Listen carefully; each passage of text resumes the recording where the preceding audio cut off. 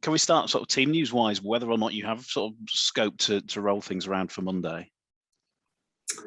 Yeah, Callum McLennan is over his illness.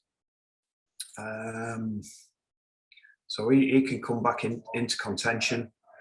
And I think a squad will be pretty similar that part, James. You know, it was a tough game the other night, so we've still got to get to team run to see who we're playing. We've not done much with the boys today. You know, just got them moving a little bit and done a gym session. Mindful that we've got a number of short turnarounds on the bounce again. And we mentioned it after the game. The fact that we did go with 4 forwards did enable us to share the workload around really well and keep, you know, not have any tired bodies on there if we used his bench all right, and it worked all right for us the other night. So, you know, battered and bruised a couple, but generally across the board, certainly as forwards, they've come out of it. They've come out of it all right. What's your general sort of overview on the playoff picture as it stands now, given the fact that Leeds and Cass have replaced Hull FC and Hull KR?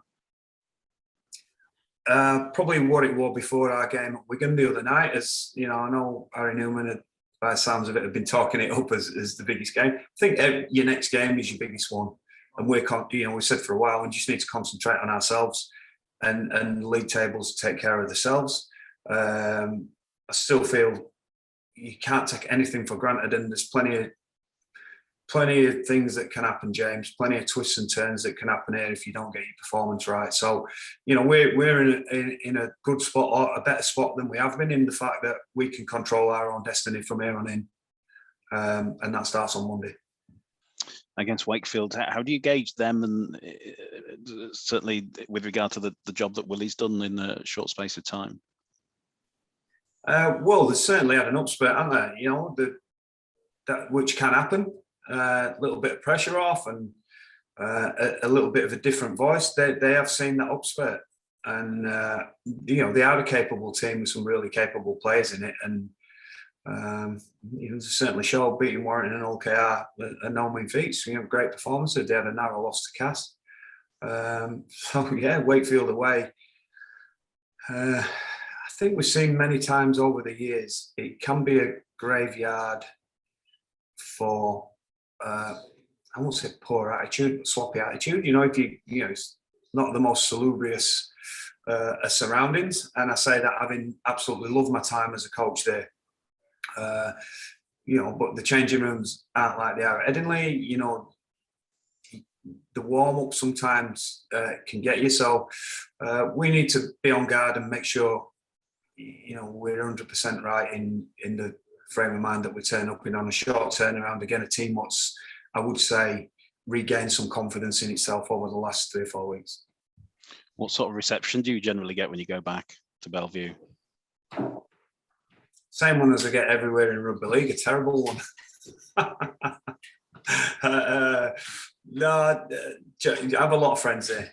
You know, I have a lot of good friends. As I say, I genuinely love my time there. You know, I felt it probably, when I look back, it is a shortish term job because, you know, they do have a turnover of players, and I had a great gang of lads there that I think all you guys for 2 years running had us tipped for the bottom of the league. You know, we had a playoff run, a really good run of wins that first year, and kept well away from the bottom of the league. That group of players are still pretty tight with each other, and I will say I enjoy going back to see a lot of people. You know, from the guys that are in and around the board and the sponsors to a number of the fans. I think it's a place that's got, I've said this before, it's got an indomitable spirit about it. You know, they've had some really tough periods over the last 20 years in their existence as a club, but they always find a way through it all and survive. And yeah, a lot of time for them. Yeah, a lot of time for them. Thanks, Rich. I'll let someone else jump in. Thanks, mate. Hi, Richard. Hello, Ross. How are you, mate? Yeah, good, thanks. How are you? Yeah, good, pal. Good, thank you. Just a quick couple, please. In terms of Cruz leaving, he's having an absolutely fantastic season, isn't he? He really is. And Brad Dwyer's obviously made his mark. Do you think those two are spurring each other on a bit? Yeah, look, they're driven players individually. You know, I think we've known for a long time what a competitor Brad is and how hard he competes. You know, with his own individual performances, we know what he brings to a team. You know, the speed, how he's got that game-changing ability where he can flip a game on its head. You know, his kick pressures, his cover tackles, you know, does some magnificent effort and energy things. Back to Cruz, I think when we signed Cruz, you know, we certainly saw a kid, a rugby player and an athlete that had the attitude and the desire to take his game to another level. I don't think he's quite where he can be yet, and I think he can scale some greater heights. But I would say he had a tough year last year. He had a really bad injury pre-season before he played a game, a bad injury. And the comeback were a long and very hard one for him. But I thought we showed signs of it last year. We were about finding those levels and improving his consistency, making sure his best game weren't too far away from his worst game. Where I will pay tribute to him this year is he's very much assumed some leadership when we've been down and some of our senior players have been out and the important players in our spine. He's really taken it on board himself to try and take his game to that next level and keep improving himself. And I think the way that he's settled into playing halfback has been marvellous for our team. You know, he has no sweat. If you say you're playing halves this week, you're playing left side, you're playing right side, jump back in at hooker, it's just no sweat. He just gets out there and gets the job done. And he has got a skill set where he's made the switch from 9 to 7 look fairly easy and comfortable for himself. So, yeah, I think there's a lot more to come from him as a player, and we're pleased that, you know, he's thriving in our system at the moment, and you know, we feel he's probably not reached his peak of where he can get to as a player. Yeah, and just I know he got called into the senior England squad by Sean Wayne early this year. He might have been in the mix for the World Cup. Do you think he can push on and get into contention for the World Cup again next year, perhaps?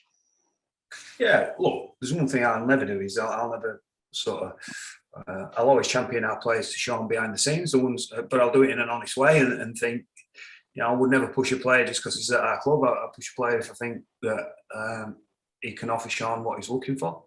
But I think with Sean's selections, you would have to say that Cruz is in the picture. You know, the fact that he didn't make the England team this time, but made the Exiles team. You know, he's very much in and around those thoughts, and that'll be up to him. You know, he's the one that'll sort of ultimately decide that, because if his form and quality of play is good enough, then it makes it hard for people to ignore. But that's the challenge. That's where he wants to be. You know, he's ambitious and he's driven, and he will listen to advice, be that from our coaching staff or be it from, you know, the England coach himself. He'll take everything on board. And yeah, if he keeps his form up, mate, he's a chance of being in any conversation around that. Hooker, probably over the years gone by and generations gone by, certainly we've had an amazing amount of strength and talent in those positions as a country. He's probably getting the other side of it now at the moment. You know, James Roby's still a great player, but he's sort of reaching a different stage of his career. You know, Josh Hodgson is over 30 at this moment in time, still playing great football. But I think, you know, I think it's there with Darryl Clark that, you know, the next, you know, if we're looking for them, there's those next guys up. You know, Cruz wants to be in those conversations. Cheers, Rich. Thank you. Thanks, mate. Alan, Rich. Hey, pal. How we doing? Are you in your bedroom, Dave? Is that your Nerf gun? It's my Nerf gun. It's my climbing wall. All my gear. I never come to work anymore. And your bunk beds. Just a quick one. Just on Rob Louis, since he's sort of come back in. I mean, I know he's leaving at the end of the year and going home and packing in first grade, but I mean, he's shown some lovely touches, hasn't he? But do you think he could do another year somewhere else next year, if possible? No, look, his family's gone home, Dave, and I think Rob realises that he's at a stage where, you know, getting back and settled and getting his children settled back in Australia for the next phase and stage of his life is important. If he wanted to squeeze another year out, yeah, possibly. Look, he's had a lot of injuries this year, and you know, his body is showing the signs of the commitment he's had as a rugby player over a period of time. You know, both his knees and his ankles, which has led to some soft tissues this year. So I think he may well play park football when he gets on, where the commitment and the intensity is not quite as such. I think it'd be a tall order for him to stay and go around again. But on the back of that, what I will say, he's an extremely tough bloke. Some of the pain and injuries that he has played with has been remarkable, really. Wonderful team bloke. As a coach, I wish I could have got him in my team or the club or for this club probably 5 or 6 years ago, because I think he's just a great bloke to have in your team and your club, and a really, really good rugby league player. And he's done it under duress, mate, this year, let me tell you. Yeah, I'm going to say, because I think because he's still only 31 or whatever, I think people probably think he can do, but he says those injuries, isn't it? That's costing. But he seems to be enjoying it. That's the main thing, isn't it? He's having spoken. Is that his Wikipedia age? Are we doing another stat here? Oh, it has been now. No, look, that's right, mate. You know, he's had a long and, you know, very successful career, and I think he knows his time, mate. And he wants, you know, he wants to go out on the right terms with us. And as I say, he's done it tough sometimes. He's done it tough from a physical point of view, but he's a very good rugby league brain, mate, and he's a teammate that our guys just love playing with. He's been terrific with the younger players here. Buys into as a coach, buys into anything you want to, you know, put forward to the team. And as I say, it's a shame we couldn't have got him like Salford did a number of years ago, and you know, see some of his best years, because he's a really, really good rugby league player. Brilliant. Cheers, Rich. Best of luck with it. Hi, mate. Thanks. Hi, Rich. You all right? Good, guys. You, mate? Yeah, good. Thank you. Just on Wikipedia age, I think my Wikipedia age is actually older than my real one. Yours is or mine is? Mine is. Oh, you can easily change it, Gaz. You can easily change it, mate. I'll get someone to do it for you. Yeah, I'll ask Gemma to do it for me. She'll alter my age for me. She'll probably make it older. There's all sorts you can put on, mate. I might have a crack at it this afternoon, actually. Just on to, you mentioned, you touched on it a bit before about how Wakefield can be a bit of a graveyard for attitudes and things like that. Having been part of it early in your coaching career, how big a thing is the us against the world attitude at Wakefield? It seems like it's always us against the world, isn't it, at Wakefield? I mentioned it before, you know, that sort of indomitable spirit. Us against the world, yeah, I'm not real sure about that, guys. So that was something that, you know, in my time there, which are only 2 and a bit years, we didn't really foster that. But, you know, we had a terrific spirit. And as I say, they've probably been in situations what would finish a lot of people and a lot of clubs, but always somehow managed to find a way through it and a way out of it and survive. And I say it is a spirit that around, you know, I'll use an example, the guys that work at the ground, you know, there's a gang of volunteers, that retired gents who go and do so much because they love the club and spend so much time getting the ground right and doing little maintenance jobs and sort of handymen around the place. No matter how sort of difficult the circumstances that the club get, they're always there, ready to go on a Monday with the sleeves rolled up, ready to offer support. You know, they supported me as a coach and support the club through thick and thin, and, you know, keep it going and surviving. I do think the club's in a different place to that now. You know, the times I was there, which is why I finished as a coach there. You know, I sort of knew one off season that, you know, I felt there's only one way that this is going to go. This is going to, and you know, my own personal circumstances at the time, I didn't think I had that fire and fight to get through it because of a number of reasons. Without going too deep into it, because of a number of reasons, I felt it needed someone.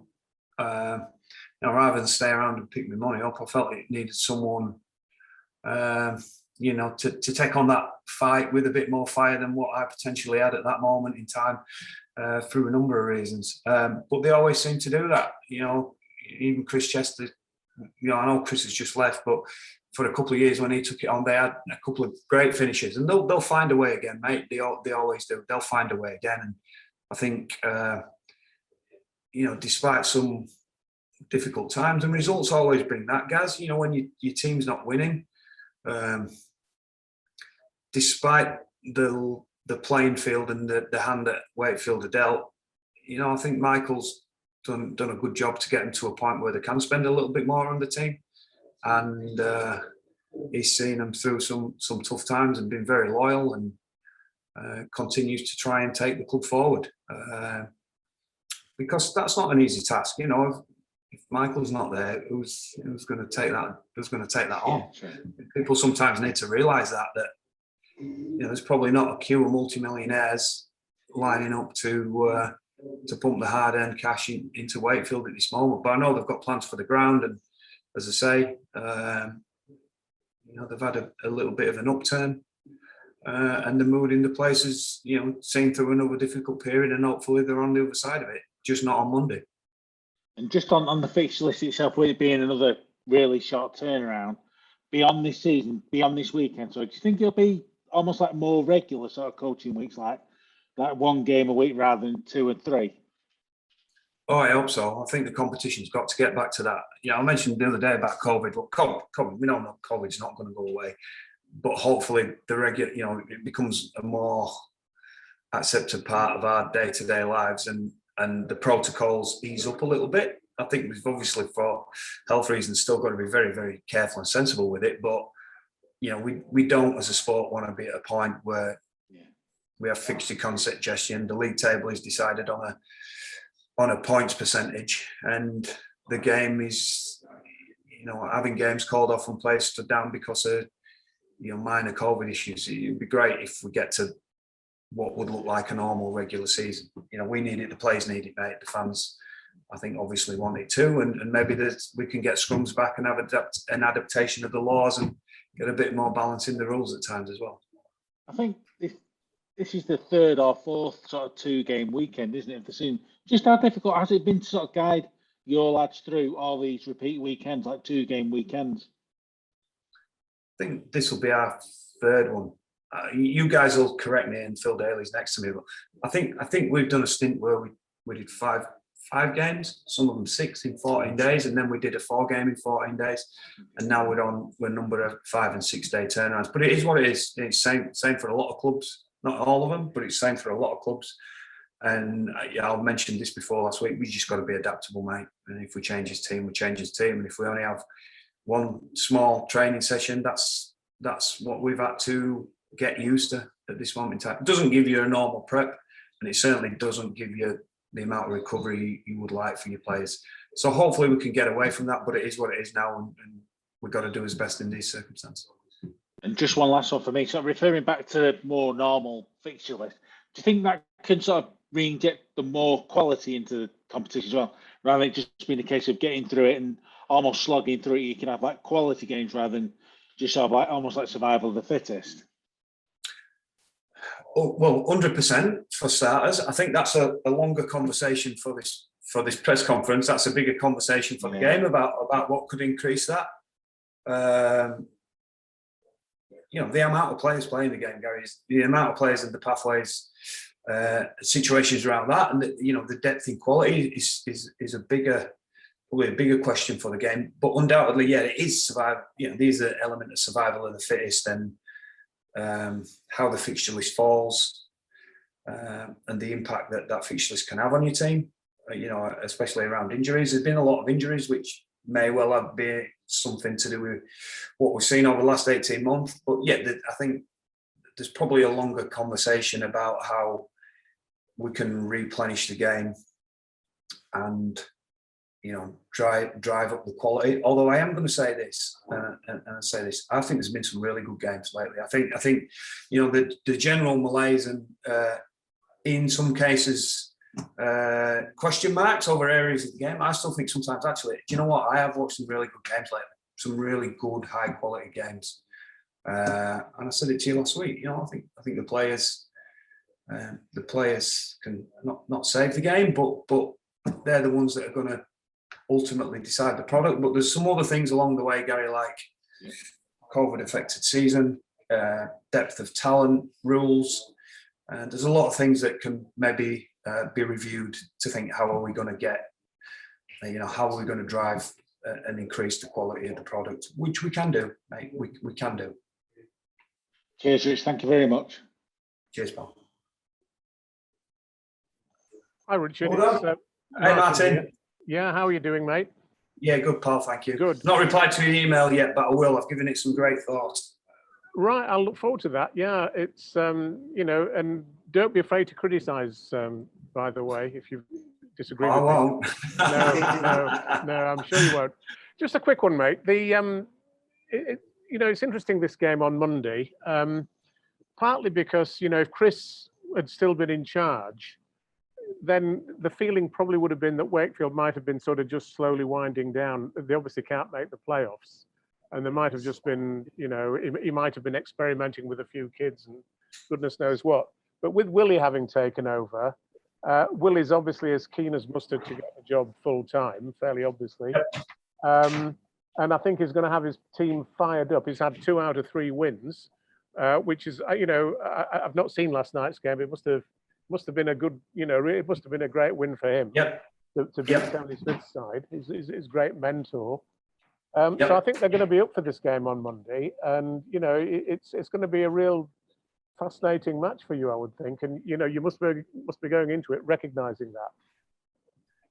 I'd agree with all that, man. Yeah, I genuinely agree with all that. They've had a renewed confidence, shot in the arm, I guess. They've had a shot in the arm where confidence is concerned. I'm not privy to the internal workings of what's been going on there, but they've had 3 good performances and 2 wins. Again, quality opposition. So that would suggest that they are in a different headspace to maybe where they were 3 or 4 weeks ago. So absolutely, and this is what I'm talking about, twists and turns in the competition.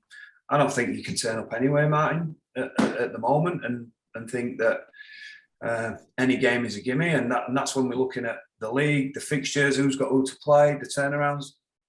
I just think it's really unpredictable. As we saw last night, Wakefield knocked off OKR at their own ground, which OKR are notoriously good at the home ground as well, and they beat Warrington the other week. So, yeah, we're expecting a game, mate. Don't worry about that. And yeah, I would agree with everything you said before. I think the fixture probably looks a lot different to what it might have done a few weeks ago. But I'd also say this, looking at the team last night, they got close to a full team out, and that's going to help any team, mate. That is really, you take 3 or 4 players out of any team, 3 or 4 good players, the whole landscape can change for you. So, we're not coming away from Wigan thinking we got things done and dusted. We know there's a lot of rugby to be played, and we need to make sure we take care of our own business over these next, I think, 4 games what we're scheduled for. Can I just ask about the, you said Callum McClellan's got over that illness that he had, and may welcome into the match day 17. Just looking at the 21-man squad you had for the Wigan game, I mean, you had left out of the 17, you had Sam Walters, Jared O'Connor, and Jack Broadbent. Would you expect to play one or all of those guys on Monday? You don't know yet, Martin. Actually, don't know, because we're 2 days post. Do you have any injury problems from the game against Wigan? No, not major ones, mate. No, not major. One question mark. Just one little question mark. What we won't take any risk with.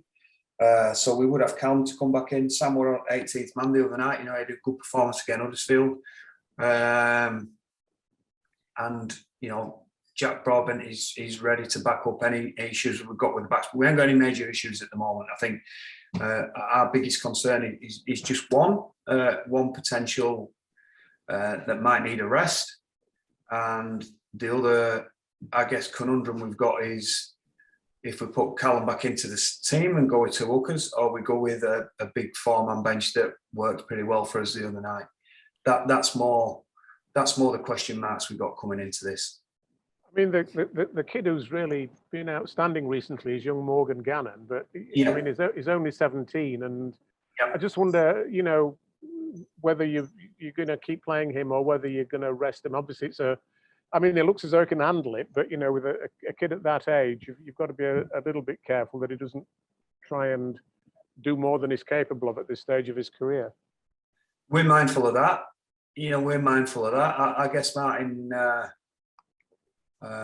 I guess I wouldn't say it surprised us all, because I wouldn't have picked him if I didn't think he could have done it. You know what I mean? All the sort of indicators, signs, performance, all that's been there for us to justify his selection. And he has jumped over a couple of guys that are a little bit older than him in selection, and he's done that for a reason. Is because we were pretty confident he could handle it from a temperament point of view, a physical point of view.